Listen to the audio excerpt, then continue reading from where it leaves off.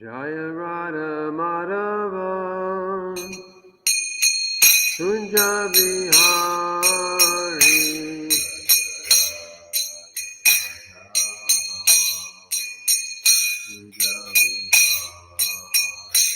Jaya Radha Madhava Kunja Bihari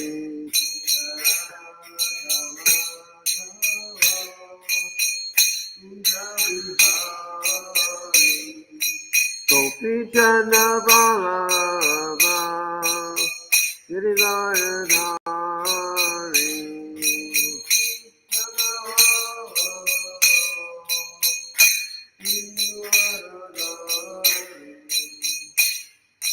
Gopi Jana Vallabha Giridharadhari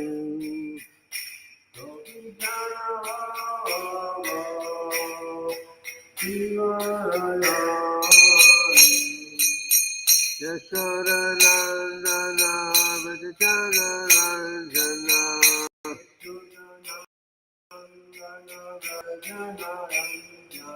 Yashoda Nandana Vajjana Ranjana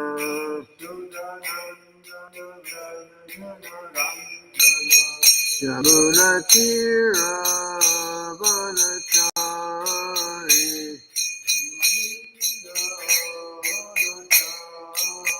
Yamuna Tira Vanachari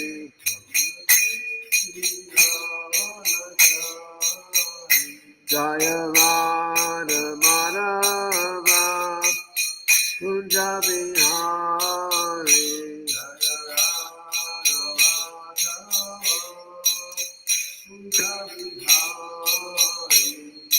Gopi Jana Vallabha Giridharadhari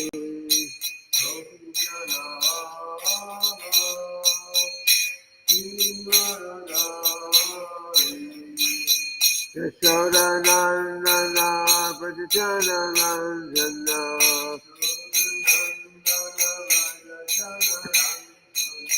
Yamuna Tira Vanachari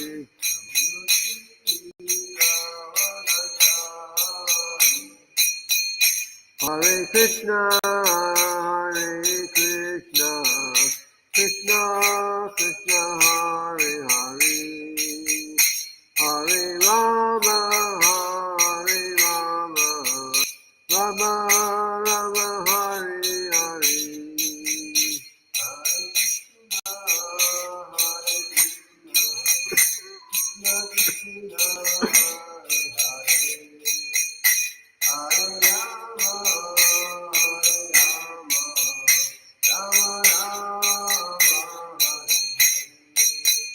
Hare Krishna, Hare Krishna, Krishna Krishna, Hare Hare, Hare Rama, Hare Rama, Rama Rama, Hare Hare.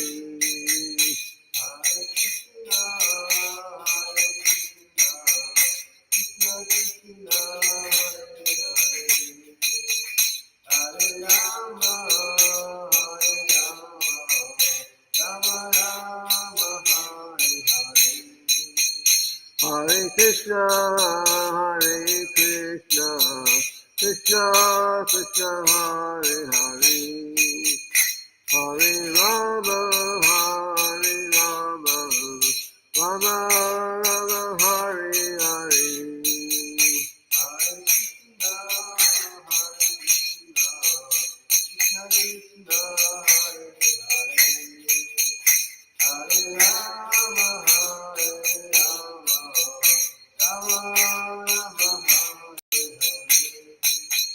Hare Krishna, Hare Krishna, Krishna Krishna, Hare Hare, Hare Rama, Hare Rama, Rama Rama, Hare Hare.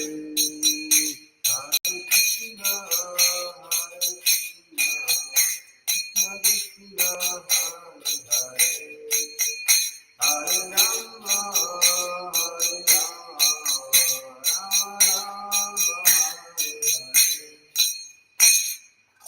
Srila Prabhupada ki jai.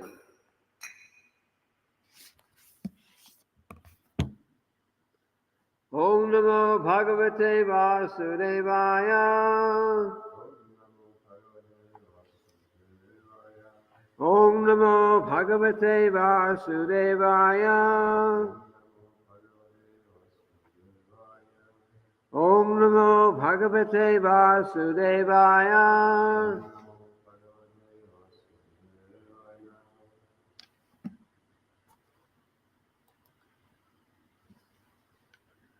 So, we are reading today from the Srimad-bhagavatam, 8th canto, chapter 3, text, it's 3 texts actually, 22, 23, and 24.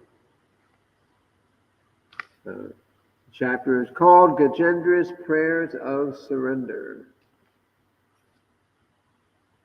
So, Yasya Brahmadayo Deva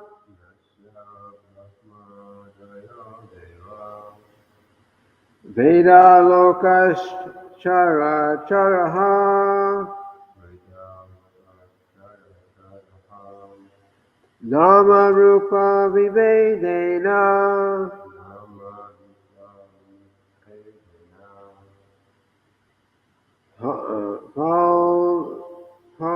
Bhagyacha Kalaya Kritaha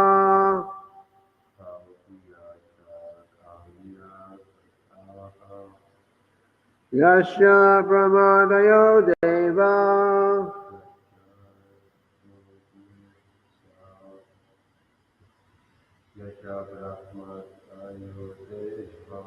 Veda Lokas Chara Charaha Nama Rupa Vivedena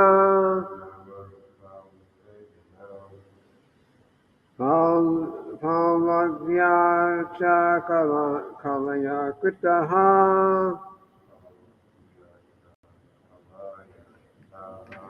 The next verse. Yatarjishogne Savitur Gavashtava. Yatarjishogne Savitur Gavastayo.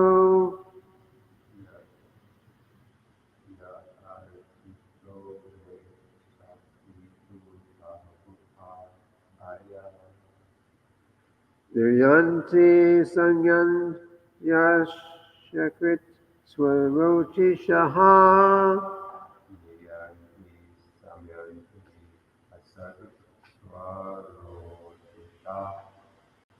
Tathar Yato Yanguna Sampravaho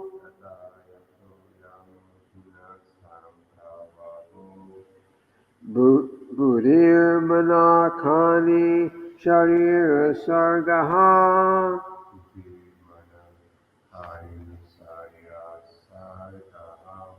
In the next verse, Savaya Devasura Martya Tiryam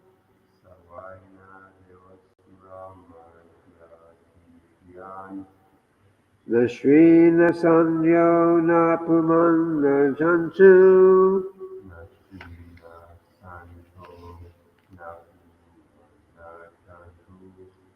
Nayanguna Karma Nasan Nachasan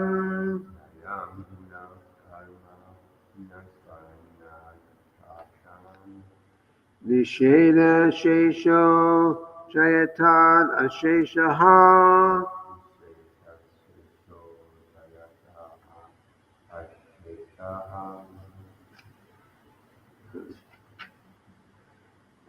Back to the first verse again. Disha Brahmadayo Deva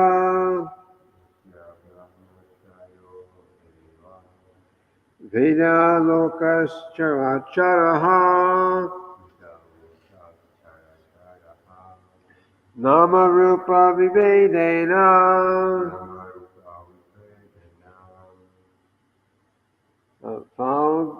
Bhagyacha Kalaya Kritaha.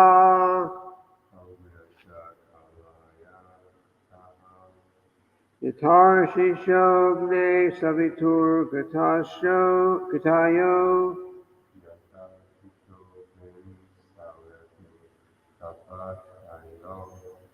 niryanti sanyans sakrit swarochi saha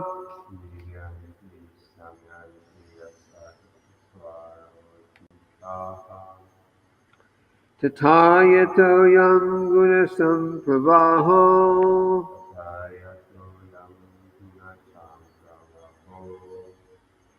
buddhir manakani sharira sargaha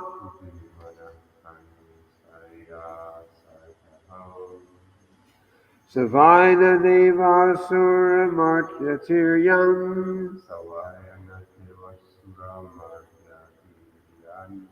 the strina sanjona puman jantu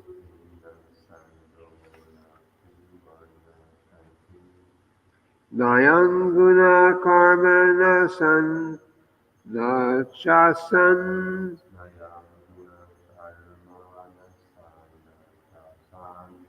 Visheda Shesho Jayatan Aleshaha.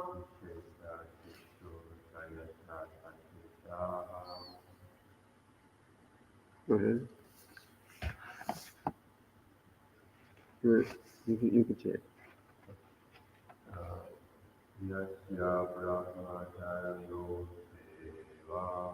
Yasha Pramanayo Deva Veda Lokas Characharaha Nama Rupa Vivedena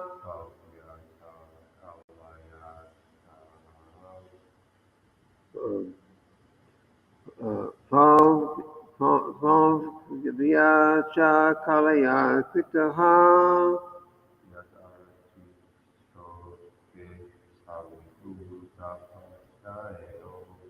Yatarshi Shogne Savitur Gabastayo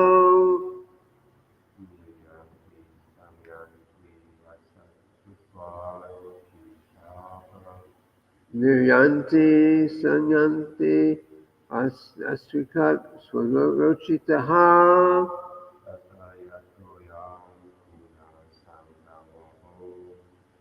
Tatayato Yangura Tatayato Yangura Sampravaho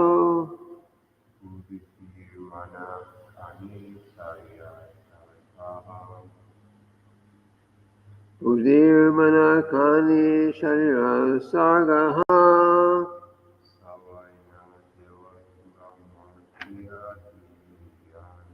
Divina Devasur Martya Tiryam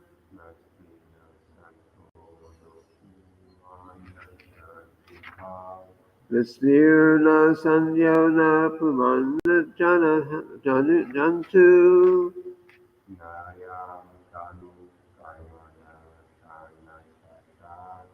Nayanguna Karmana Nachasam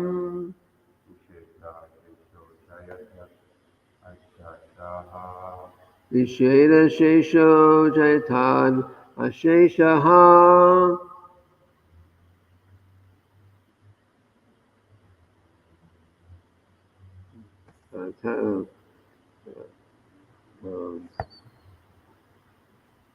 Visheda Shesho Jaitan Asheshaha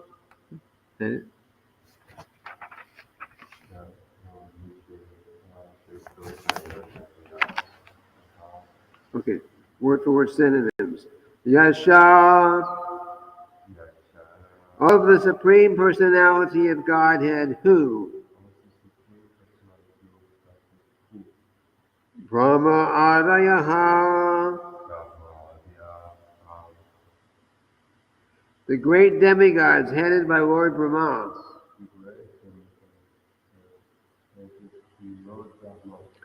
Devaha, and other demigods. Vedaha, the Vedic knowledge.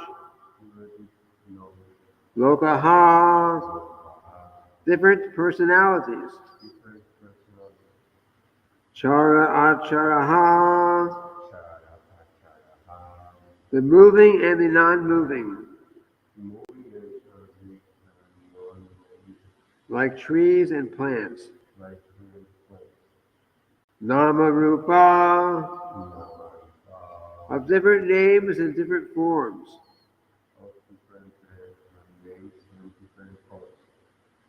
Vibhedena, by such divisions.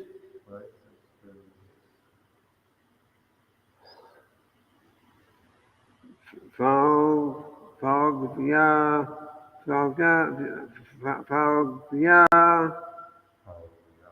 who are less important. Cha, also. Kalaya, by the parts. Kritaha, created. Yata, as. Archishaha, the sparks. Agne, a fire. Savitu, from the sun. Garbhastayaha, the shining particles. Niryanti, emanate from.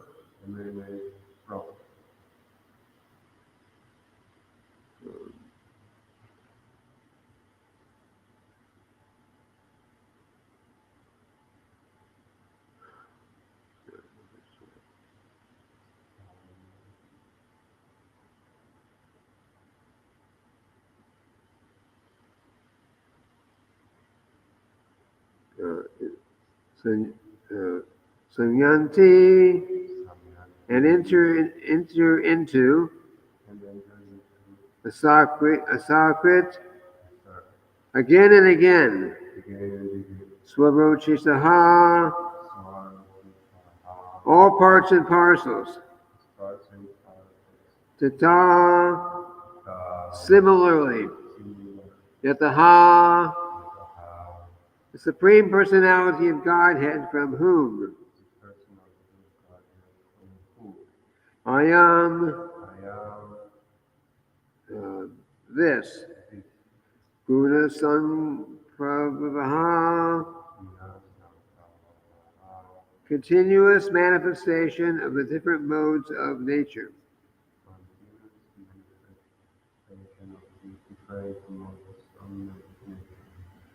Buddhi, Buddhi Manaha, the intelligence in the mind. Kani, the senses. Sharira, of the body, gross and subtle.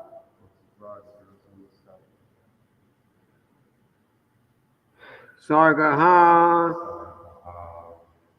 the divisions. Saha, that Supreme Personality of Godhead.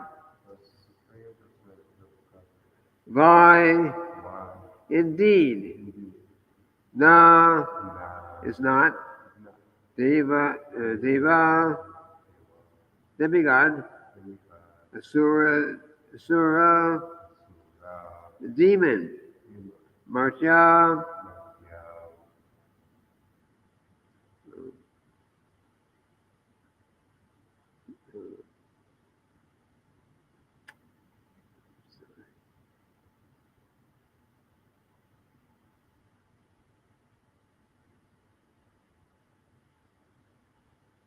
lost it. Gunaha, material quality.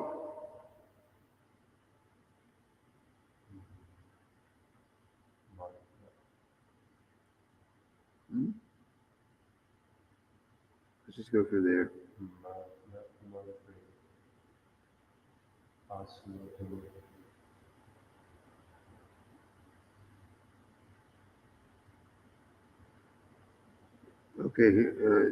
Okay.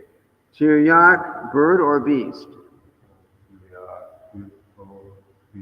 Na, neither. Stree, woman. Na, nor. Sanjaha, neuter. Na, neither. Puman. No, I'm sorry. Na, neither. Puman, man. Na, nor. Jantu, living being or animal. Na ayam, nor is he. Gunaha, material quality. Karma, fruit of activity. Na, is not. Sat, manifestation. Na, nor. Cha, also. Asat, manifestation. Nisheda, of the discrimination of neti. Not this, not this.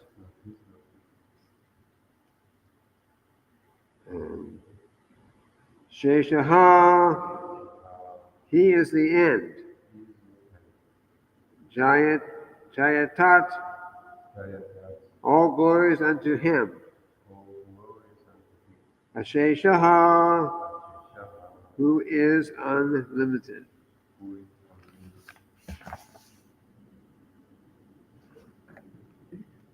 Give me a second.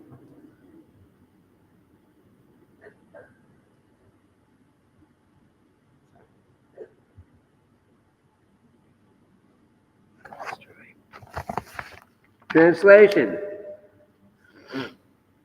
The Supreme Personality of Godhead creates his minor parts and parcels, the Jiva Tattva, beginning with Lord Brahma, the demigods, and the expansions of Vedic knowledge, Sama, Rig, Yajur, and Atharva, and including all other living entities, moving and non-moving, with their different names and characteristics. As the sparks of fire or the shining rays of the sun emanate from their source and merge into it again and again, the mind, the intelligence, the senses, the gross and subtle material bodies, and the continuous transformations of the different modes of nature all emanate from the Lord and again merge into him. He is neither demigod nor demon, neither human nor bird nor beast. He is not a woman, man, or neuter, nor is he an animal. He is not a material quality, a fruit of activity, a manifestation or non-manifestation. He is the last word in the discrimination of not this, not this. And he is unlimited. All glories to the Supreme Personality of Godhead.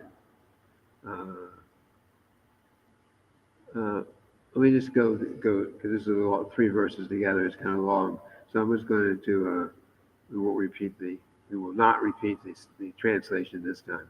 I'll just go into the purport. Purport by Srila Prabhupada. This is a summary description of the Supreme Personality of Godhead's unlimited potency. The Supreme One is acting in different phases by manifesting his parts and parcels, which are all simultaneously differently situated by his different potencies. Parashta Shaktir Vividaiva Shruyate. Each and every potency is acting quite naturally. Swabhavika Jnana Bala Kriya Cha. Therefore, the Lord is unlimited. Na tat samash chabya dikshas cha drishtate. Nothing is equal to him, nor is anything greater than him.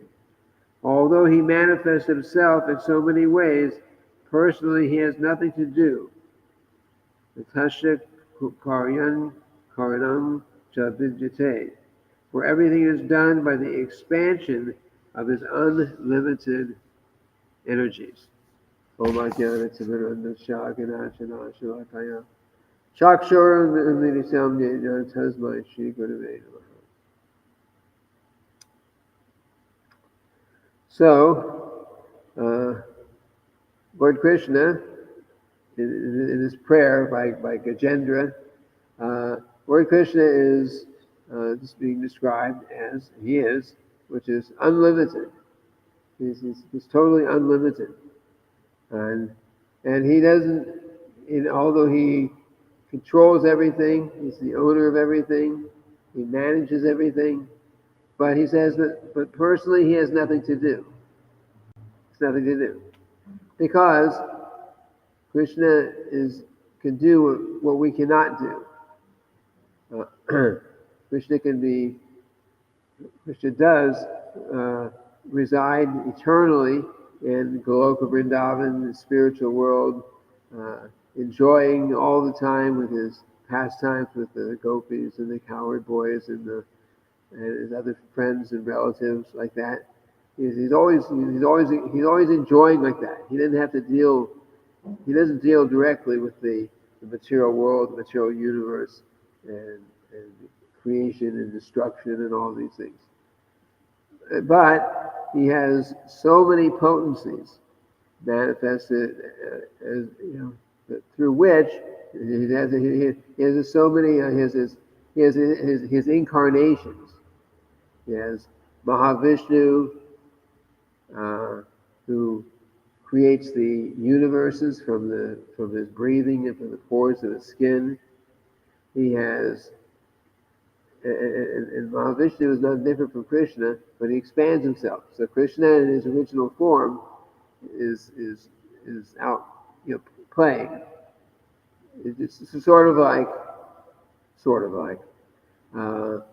a big businessman who's got a very good management system, his company's running really well like that. He tells all his managers in the beginning of the day, okay, you do this, you take care of this, you take care of this, you take care of this, and you make sure all the people in your department are doing right, and call me if you need me. So then and the big boss, who's after he delegates everything, he can go off on his own. He can go to the golf course or something and enjoy while his team is taking care of everything. Of course, that's a material example, but Krishna does the same thing. Of course, he does it perfectly. He expands himself as Mahavishnu, create the universes, as Garbhodakshai Vishnu to manifest within each universe. He gives birth to Lord Brahma, and like that, and all the demigods, they all have their services. They're powerful personalities, but they're powerful because Krishna has empowered them to do certain things. Jai Shri Gaura Shri Radha Vrita Vihari Jagannath, Balaram, Lady Subhadra, Lord Shigane, Prahlad Maharaj Ki Jai. So they're all performing their activities for the rebellious souls. Krishna has his Maya potency, who Maya Devi Durga. She, for those who don't want to surrender to Krishna, she handles the prison house. So the material world is nothing but a prison for us to try to enjoy. We cannot enjoy here, but it's a prison for us to try to enjoy separately from Krishna, and and then get thrown here and there throughout the material world according to our desires and our activities. So Krishna has put all this in motion, but he himself is not bothered by all these things. He's simply enjoying with his friends and his relatives and his devotees like that in the spiritual world, in Goloka Vrindavan. And he leaves all his potencies doing the work. So, like that. And no one and nothing can be equal to God.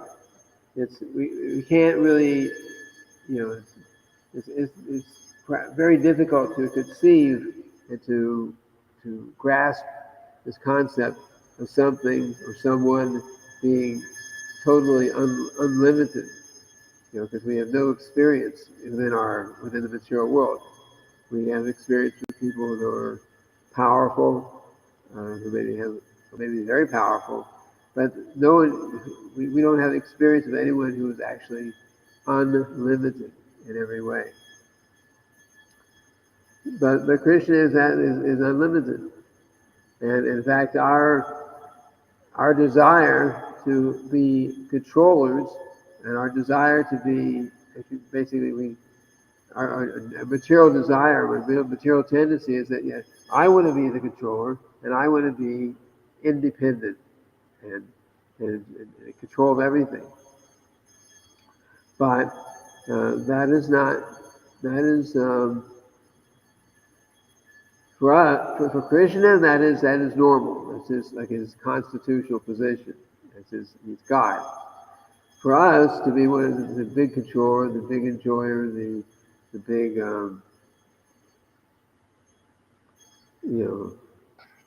final say on everything like that. For us, that is not our natural position. So we have to, while we're in the material world, we have to learn how to become in the mood of surrender to Krishna. We have to become in the mood of assisting Lord Krishna in what he wants done. So we don't know in the spiritual world what Krishna is doing because we're not there. But we do know that Lord Krishna appeared as Lord Chaitanya, and we do know that Lord Chaitanya gave, he had and still has his mission of giving Krishna consciousness to everyone, every living entity, and not just on this planet here, throughout the universe. Right. So we know that. So how we assist, the best way that we can assist is how we can also give Krishna consciousness to others. We practice ourselves. Srila Prabhupada would say, make your life perfect, which means become Krishna conscious, and then give that Krishna consciousness to others. If we become completely convinced that my whole goal of life, my purpose in life, is to become Krishna conscious, and to give Krishna consciousness to others, that is our perfection.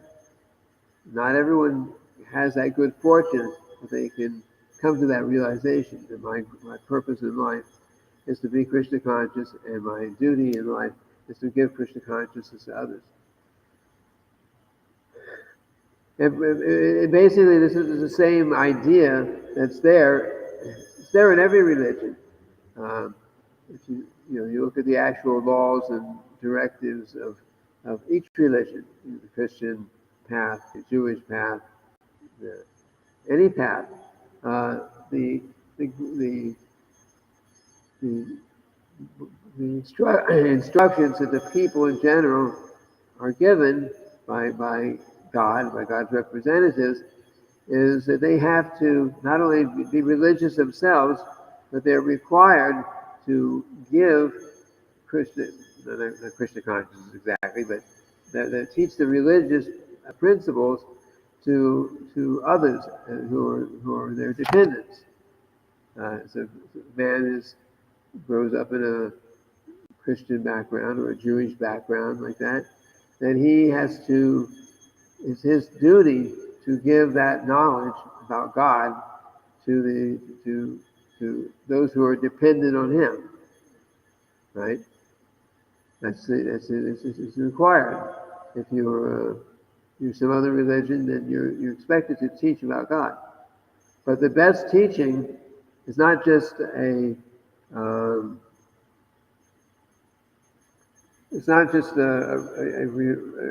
religious faith. The best teaching about God is to teach the we say the real religion. So Srila Prabhupada explained, someone will say, if you had a group of people, Christian ministers, Jewish rabbi, and leaders from so many places, okay, let's talk about which religion is the real religion. Of course, they're all going to say, my religion is the real one, and we should be following this, right? But the real religion, Srila Prabhupada explains, is actually Sanatan Dharma, or devotional service. That's actually the basic principle of religion. Because Srila Prabhupada says you can be Christian, no problem. But if the Christian decides, oh, I think I want to follow the Jewish path or the Islamic path, or I've decided to change mine. And so Srila Prabhupada says that is not a change of religion, that's a change of faith. Faith. I believe in this path, now I'm going to believe in this path. I'm going to live according to that. That's a general change of faith. But real religion refers to devotional service. So, and the common principle in all these different religious faiths is service to God, right? Exactly how the service is done may vary, but the general principle is service to God. The service to God means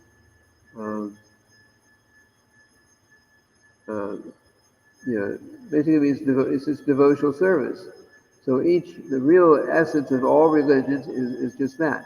It's devotional service. It has nothing to do with the specific particular path that you're following.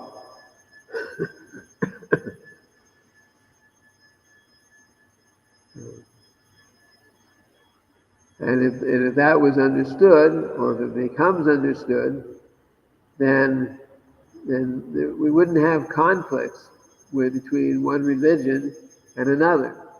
It's called religious wars. Okay, I'm Christian, you're Jew, or you're Muslim, and then therefore because we have a different belief in God, so therefore we have to destroy the other one. You become you follow my way, or I'm going to kill you.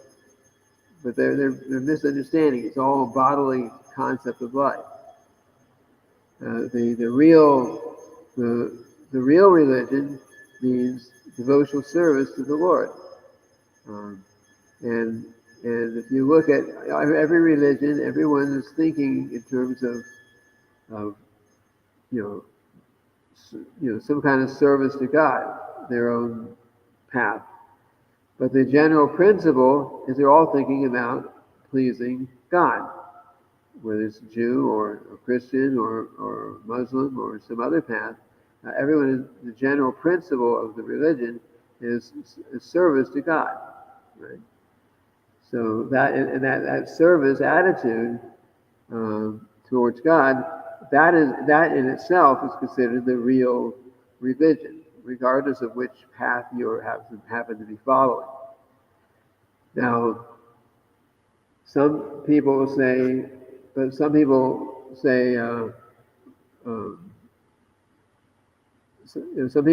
an atheist might say, Well, I believe in religion. My religion is to be an atheist.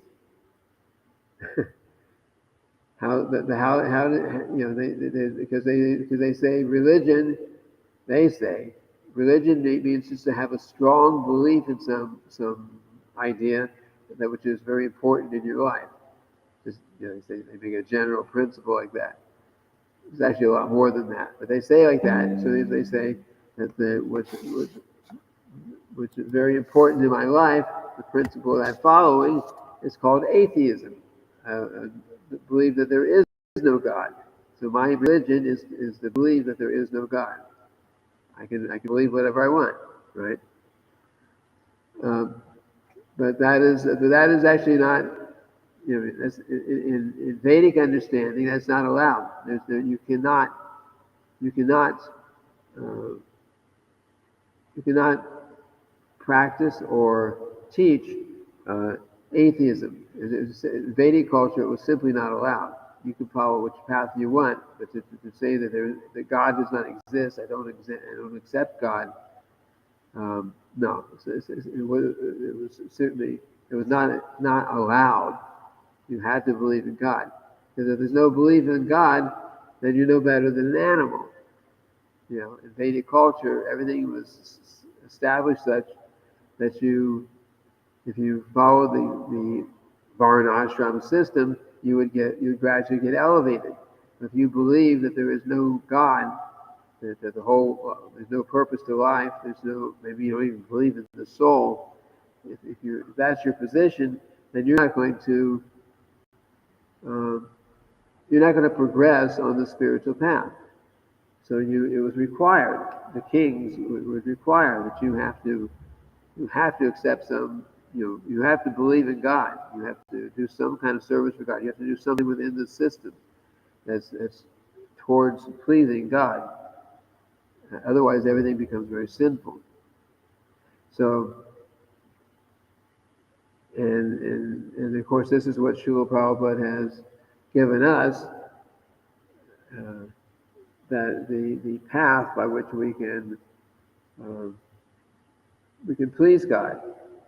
And he also taught us, and actually Srila Bhaktivinoda Thakur wrote these kind of things, that if we're Hare Krishna path, and if you go to somebody else's church, a Christian church or a Jewish synagogue like that, and you see things a little bit differently there, but you don't criticize them for their particular rituals and their particular characteristics of their religion. As long as they are teaching to learn to love God, if they're actually teaching that, then it's good. And Bhaktivinoda Thakur says that if you are in somebody else's place of worship and you see that there's some difference in how they worship according than from how you worship God, he says you should simply think, oh, well, they're worshiping the same God that I'm worshiping, and and maybe I cannot understand exactly their their their rituals and their different practices, but I understand that they are worshiping the same God as I am worshiping. See, in that way, there's no bad feelings, there's no conflict. And then when Krishna, of course, comes, and he teaches, or Krishna comes, or his representatives come. Jesus came, Muhammad came, like that. Uh, in the Jewish path, there was Moses, Abraham. They call all those religions Abrahamic religions, meaning they're following those general principles of Abraham. So they all taught about God according to what they understood, and that manifestation of the way things were taught according to the people that they're being taught to. Not everyone is taught the highest principle of Krishna consciousness. The Christians, there's a lot of good points, But Jesus came and taught the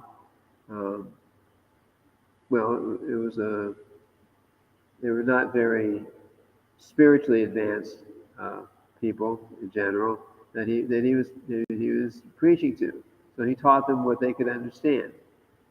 The same thing in the Jewish path. And so we may ask, because Kali Yuga is going, Kali Yuga, or the degradation of this age is going worse and worse as time goes on. It's just the nature of the age. So how is it that 2,000 years ago, or 3,000, 4,000 years ago, the understanding of God that was available was very, it's much less than what we have as far as Krishna conscious knowledge. How is it that it was less then, but now we're more advanced in Kali Yuga? So how is it that we now, practicing Krishna consciousness, have such a higher knowledge? And the answer is that we have it because Lord Chaitanya, Krishna himself, he desired, it's his arrangement, to give us this highest knowledge. But unlike in the previous ages, every age there's some sacrifice, there's some kind of activity that's performed by the people in general to become God conscious, because it was practical for them. So only in Kali Yuga, in the previous ages, there were, the Satya Yuga, there was this yoga system, and you practice that yoga system, the lifespan was long. So you practice that yoga system for 60,000 years. The lifespan was 100,000 years. And at the end of the yoga, after thousands and thousands of years of practicing and controlling your senses and making your mind peaceful and all that, then you get to the point where you can actually enter into Bhakti Yoga at the top. Srila Prabhupada says the Ashtanga Yoga system, the eightfold yoga system, the last rung of the ladder, as he describes it, the yoga ladder, that last level is Bhakti Yoga. So they had to go through so much, tens of thousands of years practicing before they could actually get to the point of Bhakti Yoga. But in this age, Lord Chaitanya knows that in a short duration of life, if we who are so fallen in this age were required to spend, say, 60 years, instead of 60,000 years, we had to practice seriously 60 years of our lives to get to the point where we would actually begin devotional service. It would never happen. It wouldn't be possible. No one would have the enthusiasm or the determination to do this. It's not possible. So in Kali Yuga, Lord Chaitanya has given this method, where the method itself is easy. Just chant Hare Krishna. Chant the Hare Krishna mantra, right? And something very special about the chanting of the Hare Krishna mantra is that chanting itself is devotional service. Shravanam, Kirtanam, Vishnu Smaranam. We're hearing it. I chant Hare Krishna, I'm hearing it, I'm chanting it, and I'm remembering Krishna by that mantra always going on in my brain. So we're actually engaged in at least a minimum 3 kinds of devotional service just by chanting Hare Krishna. So we have that, and the chanting itself is pleasant. It's not like Satya Yuga where you had to sit down in the middle of a ring of fire, practicing yoga, and you're surrounded by fire. You have hot sun over your head. This is the summertime, and in that condition, a very difficult condition, and you're sitting there and meditating and trying to control your senses like that. It's not like that. Uh, we would, no one would go forward in Krishna consciousness if they had to do that. In this age, the chanting itself is devotional service, and chanting is pleasing, right? We like singing Hare Krishna. We like chanting Hare Krishna on our beads. So the chanting itself is pleasing, and by that chanting, which is devotional service, then we get purified more and more. And the more we become purified, then the more pleasing the chanting becomes. So Lord Chaitanya has given us this opportunity to follow this simple path in Kali Yuga. And that's way.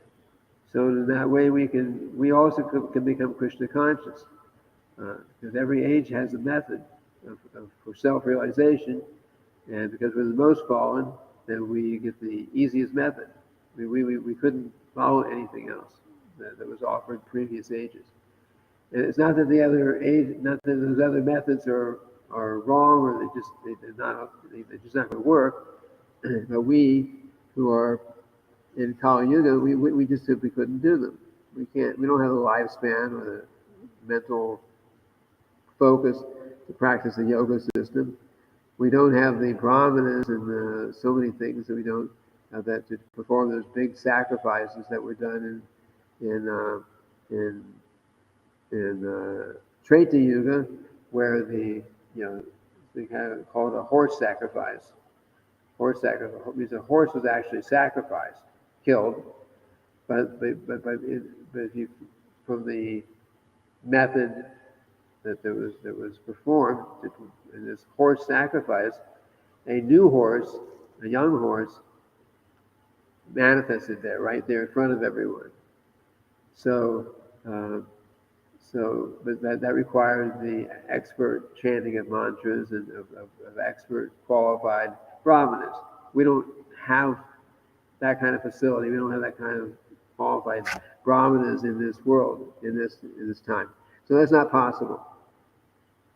Dwapara Yuga, or the age previous to Kali Yuga, the method was deity worship. So we do deity worship. We have in our temples, but in the previous age, or maybe even early on in Kali Yuga, but definitely in that previous age when it was the method for the age, temples were. Here we can get one or two pujaris to come together and address the deities.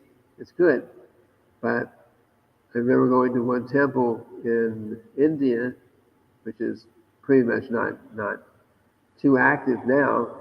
It's Kali Yuga, but previously, and it was under the control of the local government.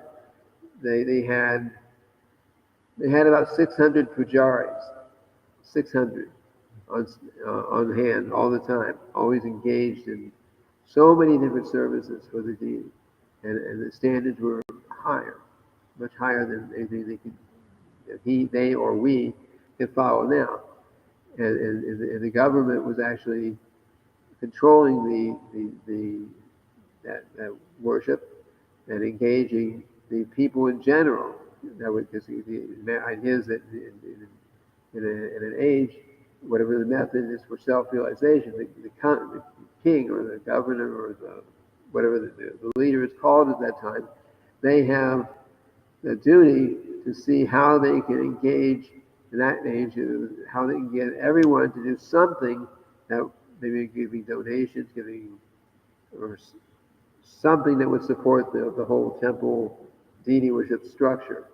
And that way, everyone would make advancement on spiritual path.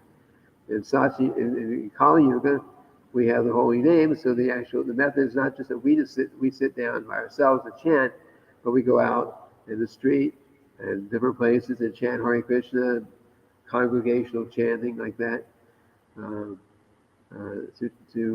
others can hear the holy names, and some will become attracted and will join in like that.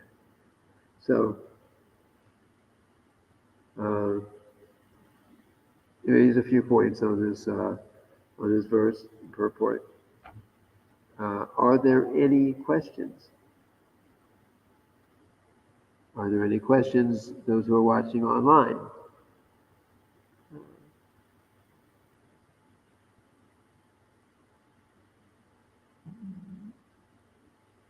I don't see anything here. Okay, so tomorrow, we'll end here. Tomorrow, Sunday. Tomorrow we'll read from the Chaitanya Charitamrita. We finished the chapter on the liberation of Sarvabhauma Bhattacharya. I'm not sure what chapter comes up, or if we even have the next volume here, but we'll read something for Chaitanya Charitamrita tomorrow, and then on Monday they will back to Srimad-bhagavatam. And for those who are watching, watching this, I try to post ahead of time, when the next. Well, I do post it. If you look on these Facebook and pages like that, they'll say what the next verse is. So what would be very helpful, useful for those who are watching, is look at the verse and the purports and those kind of things even ahead of time, and think about the possible questions or concerns, and if we bring them up in the comments, then we can, I can speak on that, and I think it'll make it more interesting for everyone. So anyway, for now, we'll end here.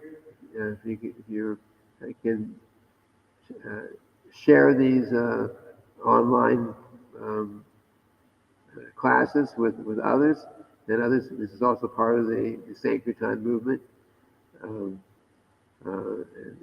spreading the holy names by sharing these to others that you know. This is also part of the process of Sankirtan. Okay, so we'll end here. Thank you. Hare Krishna. Srila Prabhupada ki.